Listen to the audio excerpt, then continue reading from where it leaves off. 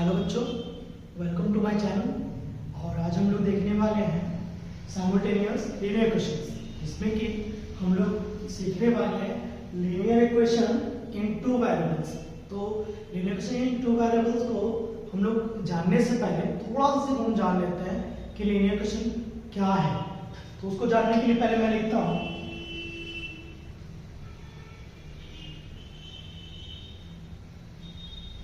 तो आप देख पा रहे हैं 2x + 5 = 3। तो लीनियर इक्वेशन पहले इसमें हम वन वेरिएबल देख रहे हैं, क्योंकि इसमें ये जो है ये आपका वेरिएबल है और वेरिएबल के साथ ये जो पार्ट है ये कांस्टेंट का पार्ट है। और हम लोग इसमें linear equation in one variable या टू वेरिएबल किसे कहते हैं? सबसे पहला लीनियर का मतलब होता है जिस वेरिएबल का भी हाईएस्ट डिग्री सिर्फ 1 हो उसे हम लोग कहते हैं लीनियर। और यहाँ पर वेरिएबल का मतलब होता है, देख पा रहे हैं आप कि जो कि x जो दिया हुआ है 2x + 5 = 3 में x जो दिया हुआ है वो आपका वेरिएबल पार्ट है। और जो x के साथ है जो मल्टीपल फॉर्म में है 2x जो x के साथ एक मल्टीपल फॉर्म में 2 है, इस पार्ट को हम लोग कहते हैं कांस्टेंट और इस पार्ट को ही हम लोग कहते हैं वेरिएबल। तो हम लोग वेरिएबल जान गए, लीनियर जान गए। एक और यहाँ पे दिया गया है इक्वेशन का मतलब है बाबू जहां पर इक्वल टू दिया है और ऐसा कुछ बना रहे हैं वेरिएबल टाइप का 2x + 5 = 3, उस पार्ट्स को हम लोग कहते हैं लीनियर इक्वेशन। और वन वेरिएबल हो या आपका टू वेरिएबल हो सकता है। तो कुछ ऐसा पार्ट दिया गया है linear equation in one variable. अब इसी टाइप से हम लोग linear equation in two variables को भी देखते हैं, जो इसमें कि कुछ ऐसा रहेगा 2a + 3b = 4। इसमें आपको बस यह दिखेगा कि इसमें दो वेरिएबल पाए जाएंगे, कांस्टेंट के साथ एक वेरिएबल, एक कांस्टेंट के साथ दूसरा वेरिएबल। तो ऐसा अगर कहीं पार्ट आता है तो हम लोग जानेंगे कि ये आपका linear equation in two variables है। तो ये linear equation in one variable और linear equation in two variables, इन सभी को हम लोग सॉल्व करेंगे एक मेथड के द्वारा जिसका नाम है सब्स्टिट्यूशन मेथड। उसको हम लोग सॉल्व करके देखते हैं। तो हम लोग देख रहे हैं कि इसको किस तरह सॉल्व किया जाए। तो इसको सॉल्व करने के लिए हम लोग एक मेथड अप्लाई करेंगे जिसका नाम है सब्स्टिट्यूशन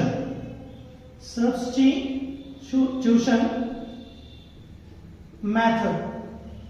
इससे हम लोग इसको सॉल्व करके देखेंगे कि ये किस तरह से हम लोग सॉल्व किया जाए और इसका क्या मेथड, क्या रूल है। तो इसके लिए हम लोग पहले वेरिएबल लिखेंगे, क्या है 2x + 3y = 5, ये हो गया। उसके बाद दिया है 6x + 4y = 9। ऐसा आपके पास दिया रहेगा। आप देख पा रहे हैं ऊपर में एक वेरिएबल वाला दिया गया इक्वेशन, दूसरा नीचे दिया हुआ है दूसरा इक्वेशन। तो हम लोग देख पाते हैं क्या कि ये पहला वाला को हम मान लेते हैं इक्वेशन 1, दूसरे वाले को मान लेते हैं इक्वेशन 2। तो हम लोग क्या करते हैं, इक्वेशन 1 को अप्लाई करते हैं सब्स्टिट्यूशन मेथड के द्वारा। तो क्या होगा, कुछ उतारते हैं इसको हम लोग पहले 2x + 3y = 5। तो हम लोग क्या करेंगे, 2x को इधर रहने दे देंगे और ये 3y जो है उधर प्लस में इस साइड जैसे ही जाएगा वो माइनस की ओर हो जाएगा। तो ये माइनस में चला जाएगा 5 - 3y। अब हमारे पास कुछ ऐसा है। अब देख पा रहे हैं क्या, हमारे पास 2x है। तो हम लोग क्या करते हैं, x को छोड़कर फिर 2 को भी उधर भेज देते हैं। तो अब हम लोग जब जैसे ही 2 को भेजेंगे तो 2 हमारा मल्टीपल फॉर्म में है। तो हमने बताया था जो भी चीज अगर हम लोग लेफ्ट हैंड साइड से राइट हैंड साइड में भेजेंगे तो वो अपने साइन को सिर्फ चेंज करेगा। तो हमारा यहाँ पर 2 मल्टीप्लाई में उधर गया तो वो डिवाइड में हो जाएगा। तो ये हमारे पास अभी कुछ ऐसा आएगा 5 - 3y / 2।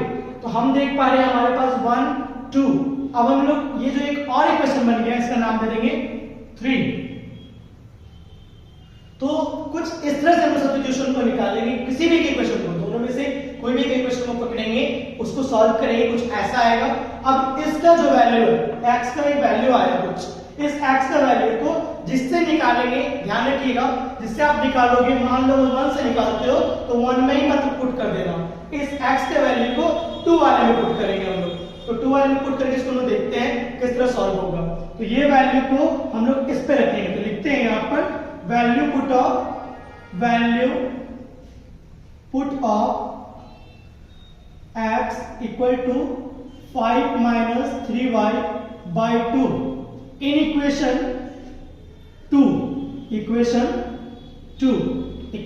2 में इसके वैल्यू को रखने पर हम लोग को क्या मिलता है। तो पहले इक्वेशन उतारते हैं 6x plus 4y equal to 9। तो अब हम देख पा रहे हैं कि यहाँ पे x है, वही x का जो है वैल्यू हम लोग इस वैल्यू पर रख देंगे। तो 6 जो है मल्टीपल फॉर्म में है, तो 6 इंटू एक्स के जगह पे इसको उतार देंगे 5 माइनस 3y बाई 2, इसको रख देंगे x के जगह पर और एज इट इज उतार देंगे बस उसी तरह से।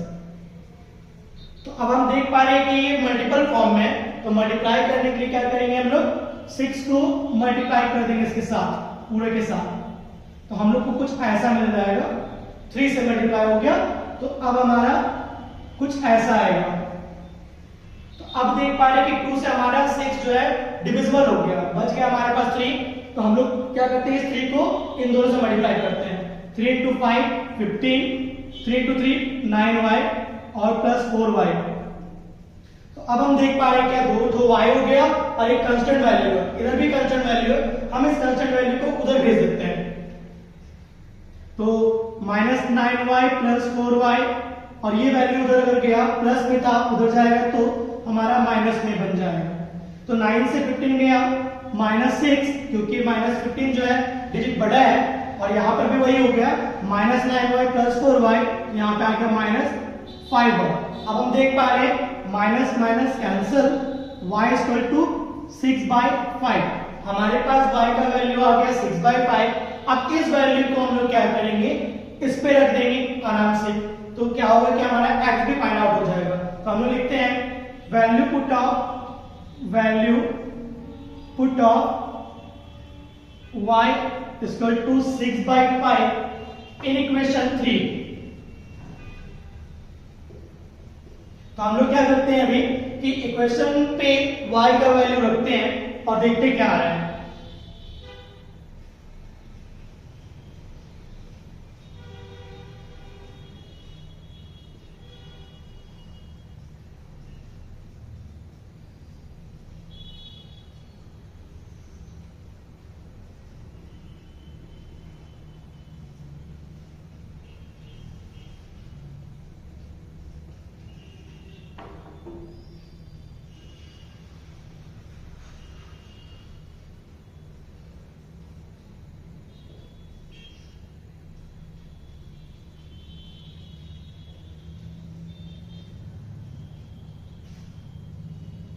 तो कुछ इस तरह हम निकालेंगे x का वैल्यू।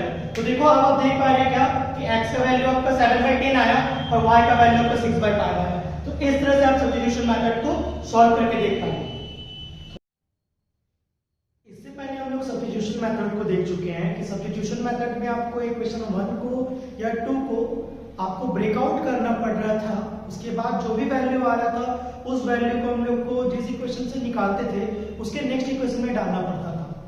तो ये मेथड के द्वारा x और y आपको निकालना पड़ेगा था।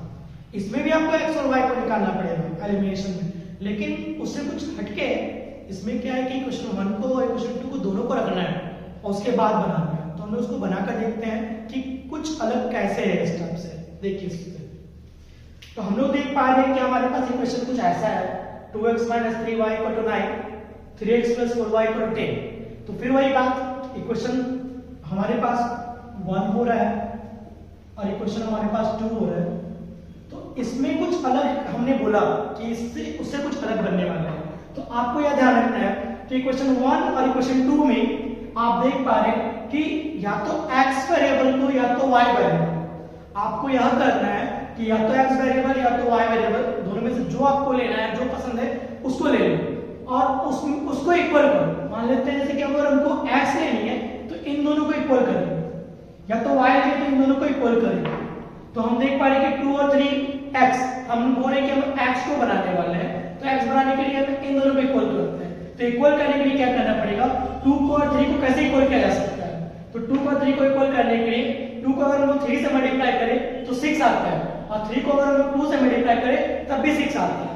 तो दोनों को हम लोग सॉल्व कर सकते हैं। तो हम लोग क्या करते हैं, पहला इक्वेशन को 3 से मल्टीप्लाई करते हैं और दूसरे इक्वेशन को 2 से मल्टीप्लाई करते हैं। करना पड़ेगा, या तो x को करो या तो y को करो। तो मेरा मन था x को करने का, हमने x को कुछ इस तरह कर दिया। तो अब हम देख पा रहे हैं कि इक्वेशन 1 हमारा 3 से मल्टीप्लाई हो गया, इक्वेशन 2 हमारा 2 से मल्टीप्लाई हो गया। तो इसको हम लोग सॉल्व करते हैं, लिखते हैं equation 1 into 3 subtract equation 2 multiply 2। तो अब हम लोग सेम करते जाते हैं मल्टीप्लाई।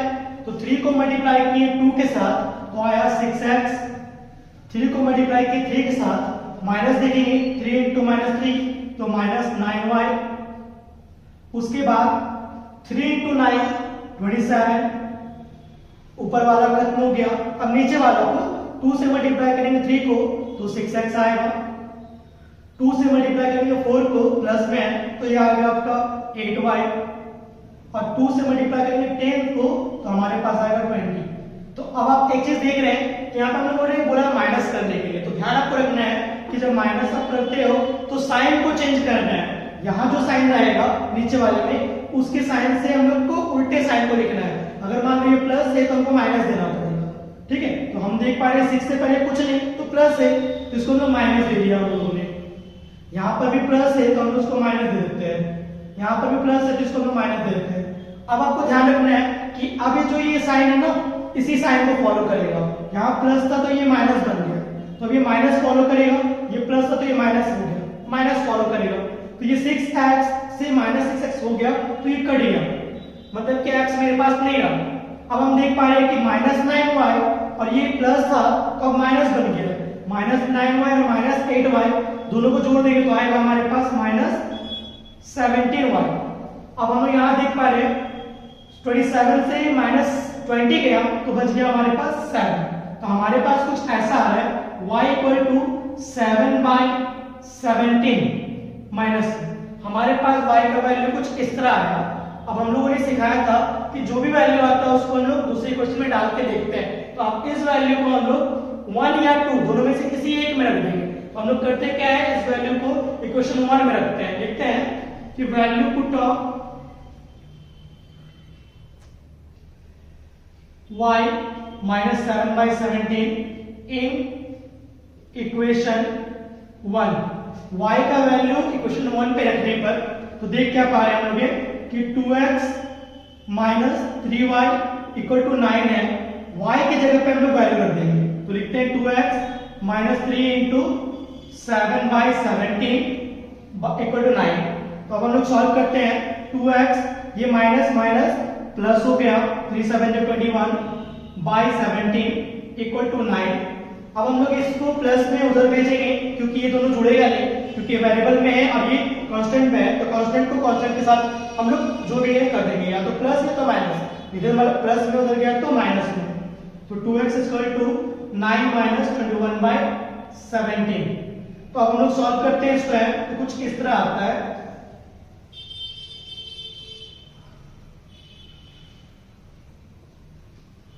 तो हमारे पास कुछ 2x इक्वल टू आ रहा है, 2x इक्वल टू 153 - 21 होगा आपका 132/17।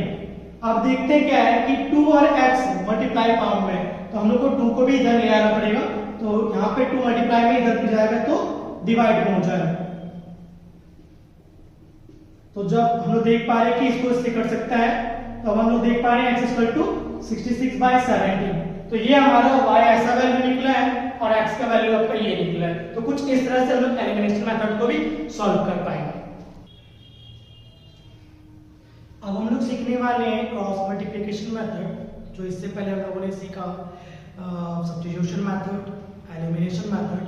तो उसी टाइप से आपका क्रॉस मल्टीप्लिकेशन मेथड भी है, इसमें थोड़ा सा चेंज है बस, लेकिन इसको भी ट्रिकी मेथड से इसको भी हम लोग अच्छी तरह से कर सकते हैं, क्योंकि इसका भी कुछ फॉर्मूला आपके पास दिया गया है, x का फॉर्मूला, y का फॉर्मूला। वहाँ पे हम लोग x y को पुटिंग करके निकालते थे, वैल्यू रख के निकालते थे, लेकिन यहाँ पे x का वैल्यू अलग निकाल सकते हैं फॉर्मूला रख के, y का फॉर्मूला भी रख के निकाल सकते हैं, जो कि कुछ इस तरह करेंगे हम लोग।